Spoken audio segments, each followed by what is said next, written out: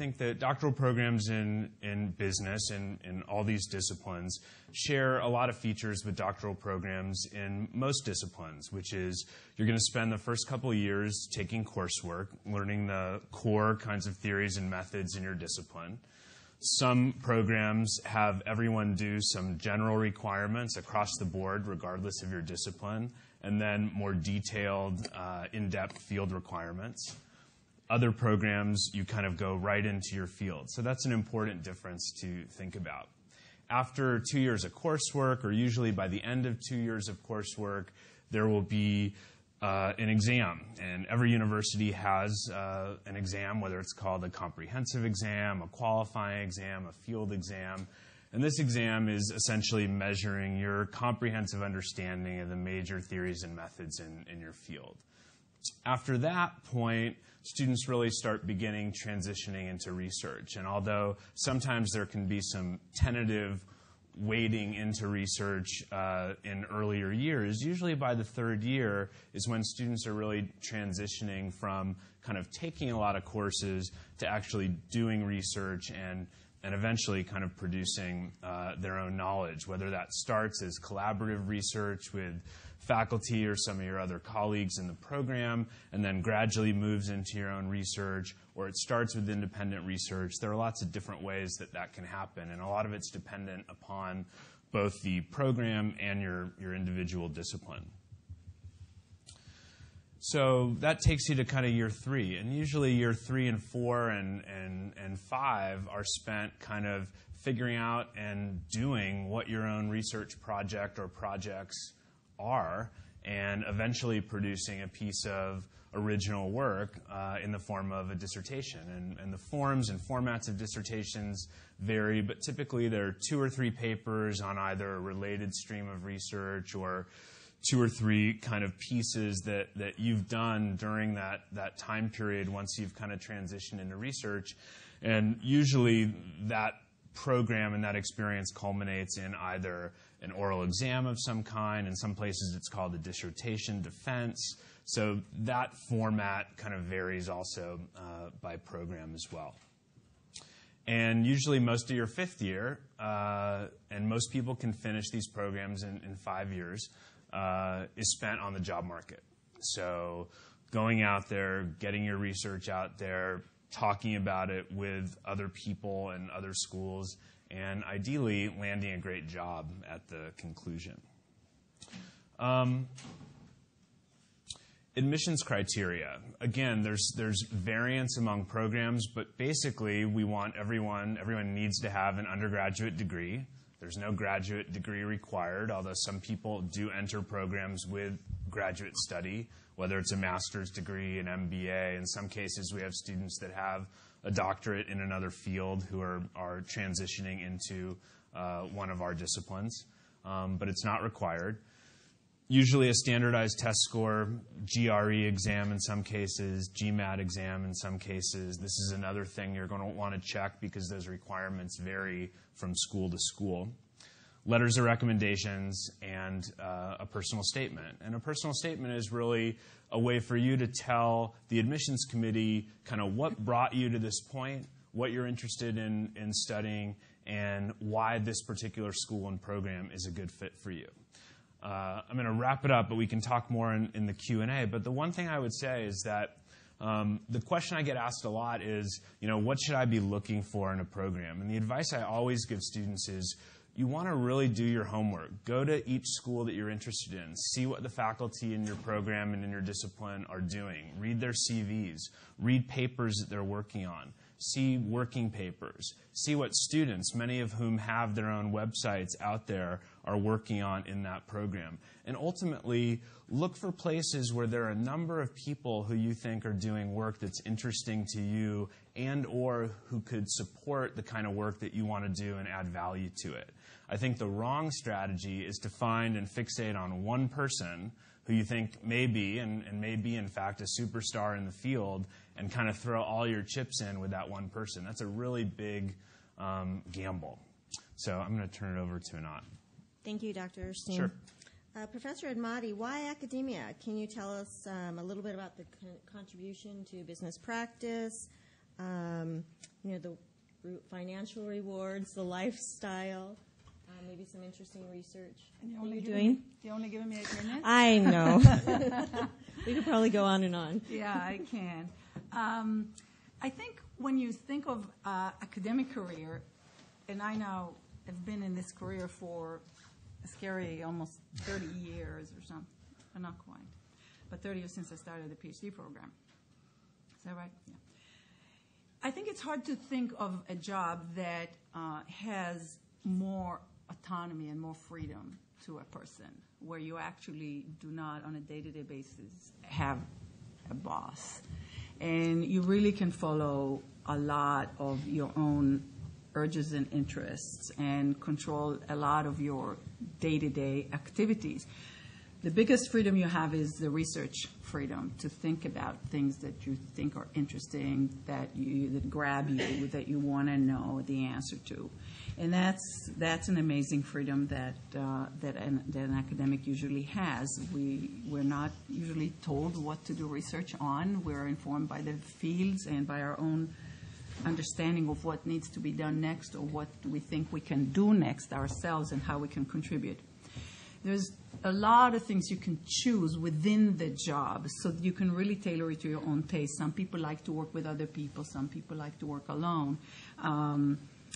There is, even when you teach, which all of us do, you control a lot of what you teach, and also within the course, how you present the materials, how to sequence the material. A lot of that is just your own view and your own decision. Sometimes you discuss this with other people, but you really have a lot of autonomy. Even who you teach, whether it's MBAs, some schools have, and you can choose a school sometimes accordingly. Some schools have undergrad programs, some have active PhD programs. Which level you choose to teach is oftentimes at least partly influenced by what you like to teach, what you enjoy teaching, what you're good at. Later in a career like that, some people choose to mix it with other things, like they could write books, sit on boards, they can consult. There's a lot of flexibility there to kind of go 1 day a week, or there's some level to do this. I should also mention some people teach executives in some of these programs, so schools have that, but it's optional whether you teach there or not. Oftentimes it's just an extra thing that you choose to do. Sometimes people only do it later in their career because of a lot of research requirements earlier on. You can travel in this job to conferences. Some people do more of it than others. Some people like the conferences that are held near ski resorts, and other people avoid them, like me, because I don't ski. You have advising relationships with students, especially PhD students, and that's a very satisfying part of the job as well. And some people have more of it than others, but that's, again, part of your autonomy. And you have some flexibility with respect to your work hours. Oftentimes you don't teach all quarters. Certainly research is flexible. Some people are morning people, some people are night people.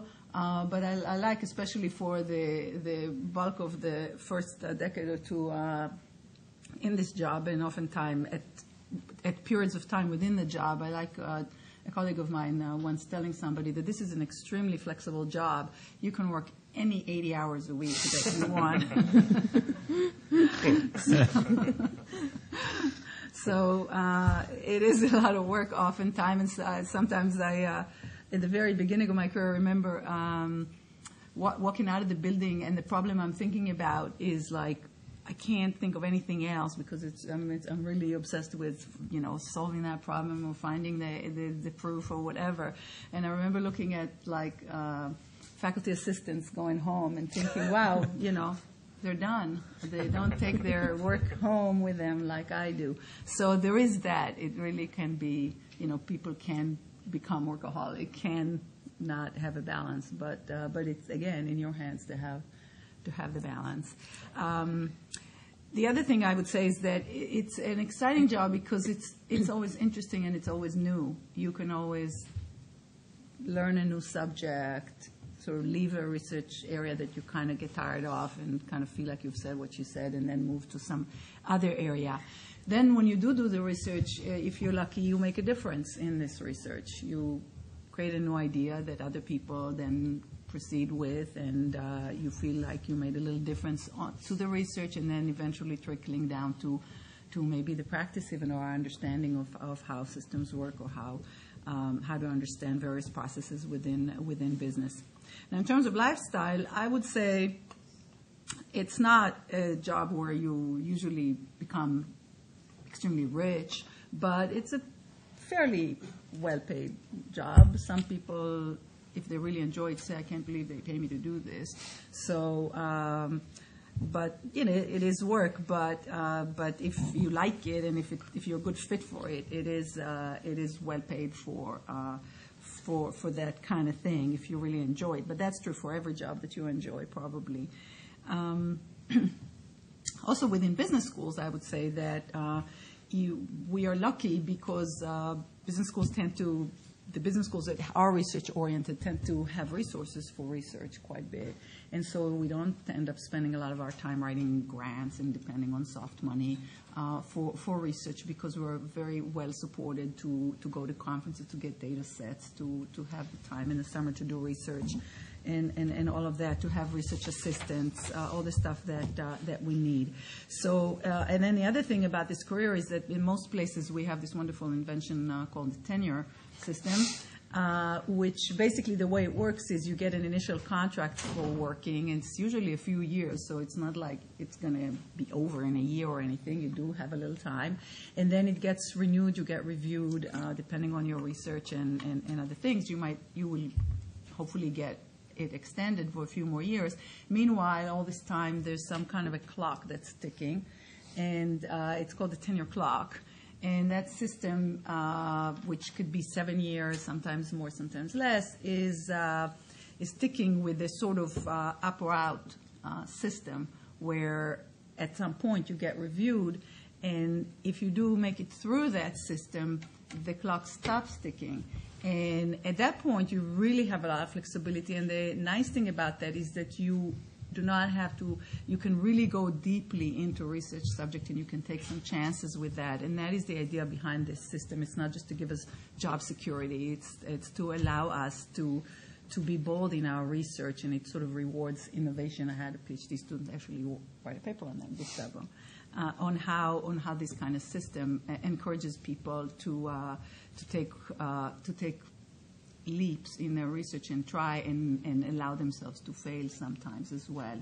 So the system has enough flexibility to allow that you have the time, the luxury of time, which you wouldn't have in consulting jobs or other policy jobs, but of course in sort of on a trading desk in Wall Street, where everything is just on the minute, and even if you do research, it's just under a lot of pressure.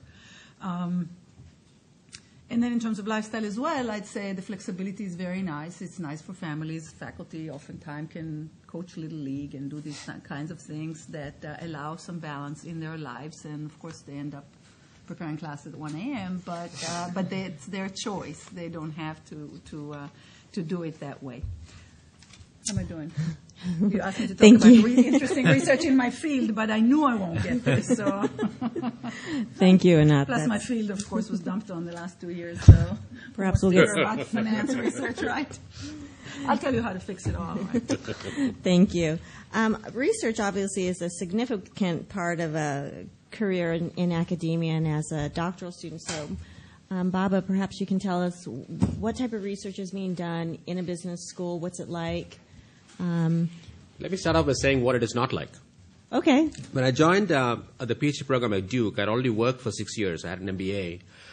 So I was one of the late bloomers, so to speak. I mean, I was 31 when I joined the PhD program, and I had no clue. This was before the age of the Internet. 91 is when I joined Duke. And I thought a PhD program was all about, I'll become an expert as a marketer, and I can give advice and dole out advice to people. Why wait until to become a CEO in 10 years? I can do that in 5 years, and I'll be doing advice. And it turned out it is completely wrong. It is very research-oriented. There's no difference between what Anat does and I do, Eric does, and in terms of being the business school versus being in social sciences. I mean, you're in the economics group, you'll be doing the same kind of research. So, I mean, the research becomes extremely important. In fact, I would say that Anat talked about tenure. Those of you who think that you want to get into academia because you want to be a teacher, you want to teach. I mean, that's where your thing is. You're going to be disappointed in the sense that all the evaluation criteria, at least until you make tenure, which I talked about, will be based on research. I mean, teaching matters, but it's predominantly going to be based on research. In fact, the letters of evaluation that are going to come from outside, evaluating your, candidacy to tenure, will often involve people who are not in the field. They're not in business schools. They'll be in the social sciences, they'll be psychologists, economists, and so on. So that was the major kind of thing I wanted to kind of share with you. So that is one. Now, how are we different from the social sciences? Well, one, as Anat pointed out, I mean, we get paid a lot more money. Believe me. I mean, relatively speaking, we get paid a lot more money, and we don't have to write grants, which they have to do. So it gives us a lot more time. Having said that, there is a lot more teaching that is involved. Teaching in the sense that because you start teaching MBAs, at some point in time in your careers, you'll start teaching MBAs, executives, and so on, which for me is a lot of fun because it's a great way for me to interact with people in the real-world environment. And I'll talk about one research idea that I worked on that actually came from an executive program that I was teaching. The spark of the idea came from there. But it is a thing. So, for example, this particular quarter is my teaching quarter, and as Anat said, I get done with teaching in 10 weeks. The rest of the year, I can be anywhere I want in the world. No one is going to ask me anything. And that's the flexibility that comes with the thing. And, of course, with tenure. So there's going to be the teaching element involved. It's going to be much more intense, unlike and many of you have been in other programs, undergraduate programs, where a teacher can come in and just literally read off a sheet of paper or notes, and you cannot do that out here. So it's a little bit more deeply involved. That's probably why we get paid more. Anyway, so in terms of an example of a research idea, right? I mean, so think about the kind of research. So this was an idea where it is now called the price placebo effect. Some of you might have already heard about this. Came from this observation that I had that, one way by which you can build a competitive advantage, that is, you make sure that the consumer buys your product compared to the competitor's product, the easiest way to do that is to reduce prices, right? You either reduce prices permanently or you give an incentive in the form of rebates and coupons and discounts and so on. And I would ask these people, for example, I would ask executives at Dell. They used to come when I was at the University of Iowa. They would come over there. And I'll ask them, aren't you worried that if you keep lowering your prices because you're a classic price leader, that's the price leadership strategy you're adopting, aren't you worried that it will negatively hurt perceptions about your product? Because we do know that reduced prices is going to hurt perceptions. And their argument was, yes, it is going to hurt perceptions, but someone is going to use our computer, and our computer is of good quality. And therefore, the marketplace will correct for itself. Why? I'm going to use the computer. I'm going to discover that it is of good quality. And I'm going to blog. I'm going to communicate to my friends that it is of good quality. And that is the question that I wanted to challenge. Is it possible that it is not just a matter of perception, that if you think a product is not good, the product itself will be not good? Right? So a good example of that study, I'm a psychologist. So if I divide this room into, how am I doing on time? You have a few minutes. Okay. So I can keep talking all the time. I like talking, by the way, as you can tell. So let us say I'm going to divide this group into two groups, so the between subject design. So what I'm going to do to this half is not aware to this half and vice versa. So I'm going to tell you that this is a study about energy drinks like Red Bull, and this is consumed in undergraduate and campuses, so on, college campuses, before exams when people want to be alert because of the caffeine and amino acids and so on. But I'm going to tell you that we don't know about the efficacy of these drinks. So the whole study is about the efficacy of these drinks. Now what I'm going to do is I'm going to have you guys buy this drink from me at a full price, regular price, $1.89 for example, and you will buy this from me at a discounted price. So you'll pay at 89 cents. I'll tell you what is the full price, but I'll tell you that you're getting this discount only because we got an institutional discount and I'm passing it on to you. That's all. You're going to consume the drink, and you'll end up solving a series of word jumble puzzles. So you have 15 puzzles to be solved in 30 minutes. And the question I'm be asking here is it possible that the number of puzzles that you will end up solving will be different than the number of puzzles that you will end up solving? And is it possible that you folks will put in more effort into the task than you folks? And that's indeed what we found. In other words, what we show here in this study, series of studies, and we are now moved into, in the introduction they said we do neuroscience research, right? So one of the other questions is that, think about the category of wine. I mean, huge range of prices. People will swear, even the experts will swear, the connoisseurs, not the experts, will swear that the higher the price, the better its experience. And so the question we ask is it true? If we put people into a magnet, that is a functional magnetic resonance imaging machine, and we can monitor the activity in the brain, is it possible that if it is a higher priced wine, albeit unbeknownst to you, it is the same wine that is being delivered into your mouth, you don't know that, but if it's a higher priced wine, you think it is a higher priced wine, is it possible that certain areas of the brain that code for pleasure will be more active than if it is a lower priced wine? And that's what we found. So you see the kind of pattern of research. The basic question came from an interesting kind of issue in the real world. And typically that's how the business, most research in business will have that angle to it. But we still publish in the same journals. I mean, you can take a journal like our leading journal, a Journal of Consumer Research. You have Journal of Personality and Social Psychology, which is the leading journal in psychology. You don't know where it is coming from. You literally take the thing. You can't tell the difference between those two. It will be almost identical. So we do exactly what they do, except that, it's going to have a slightly business-oriented angle to that. Thank you. Eric, from a student perspective, can you tell us what it's like, what you learn, your experience? Sure. First, welcome to all of you guys. When I heard how many people were going to be here today, I gave a lot of thought about what I would say in some of the range of topics. But regardless of where I let my mind wander, I always came back to the same point, which is that I really love the PhD program here at Stanford. I really love it. But that doesn't mean that it's right for everyone. And I don't want you guys to think that the reason I'm up here today is simply to trumpet the virtues of attending Stanford. But rather, I'm hoping to provide you guys with some perspective as to what you guys may actually encounter should you ultimately enroll in the program. So broadly speaking, the GSB, as you may have been able to tell thus far, is a lot of things. It's interdisciplinary. It's an exciting place to do research, but it's also very challenging for students. The workload is, I would describe it as intense. And I'm sure that's something that you guys have heard elsewhere. But it's most likely more rigorous than you're accustomed to at the undergraduate level. It requires a lot of discipline, and it requires a lot of focus. During my first couple of years here, when I was taking classes, I worked, every Monday through Friday, many hours, and I worked most weekends as well. And of course, this will vary depending upon the program. But certainly from my experience, it required a lot of work. And that's not to scare you off. It's just to provide you with a perspective as to what you may expect. Some people will maybe thinking about enrolling in a PhD program as a way to continue the undergraduate lifestyle that you've become so accustomed to.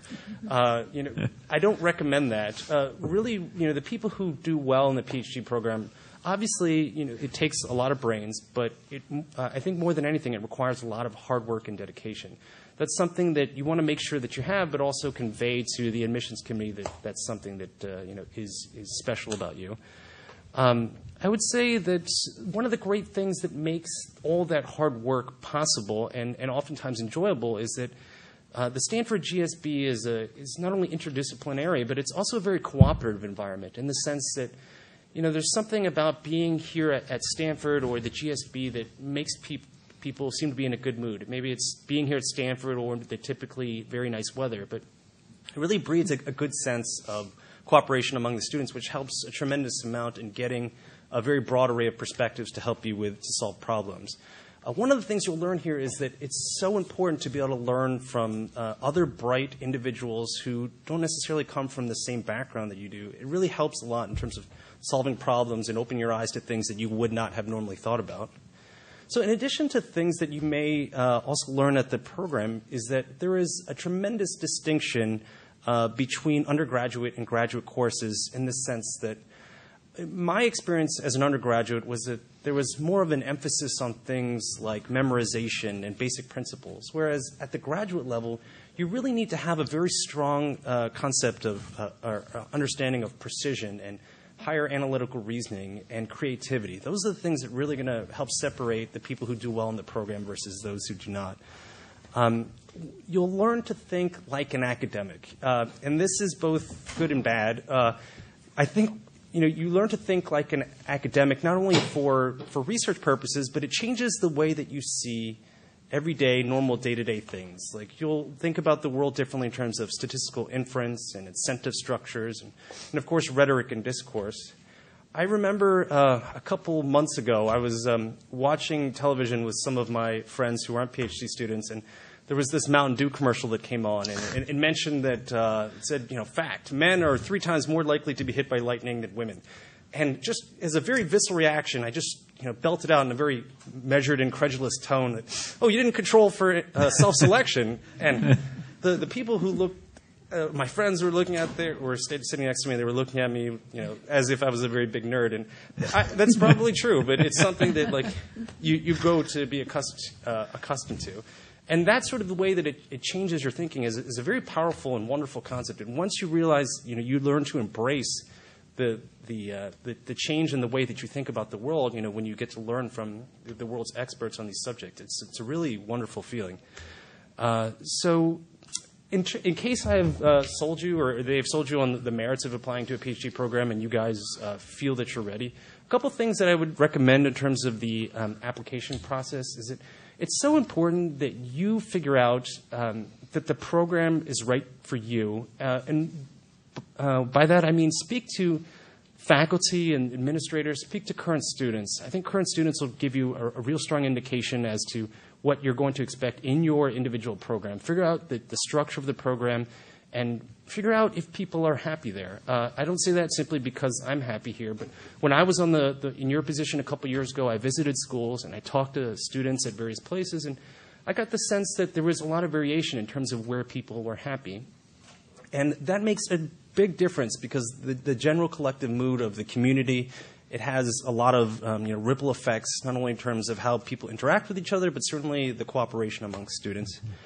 And I'll say this, while it varies a tremendous amount across individual programs, for programs like economics and finance and accounting, there's a central emphasis on mathematics and analytical reasoning.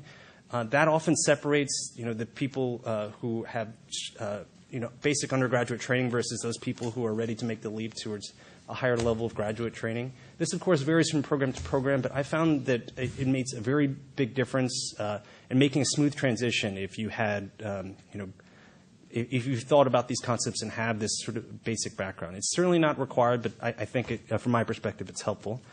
I think the earlier you can start to identify research interests, or at least things that you find interesting, the better off you'll be. The more you can start to talk to professors at individual programs about how your research interests align with theirs.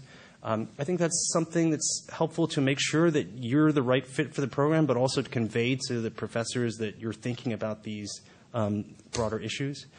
And as everyone has mentioned today, getting your PhD at a business school is a major, major undertaking. And it's important that when you apply to programs, it's important that you identify and you understand the sacrifices that are required. And it's important that when you write your letters of your personal statement letters, that you think very hard, not only that to demonstrate to people that you recognize the sacrifice that's required, but also that you know what you're making the sacrifice for. That is, you know what you're striving for, and then what's keeping you focused in the program. I can offer a lot of different perspective as to what it's like here at Stanford. I can't speak to every individual program, but as I mentioned, I absolutely love the program here, and I'm glad to answer any of the questions you guys have. Thank you, Eric.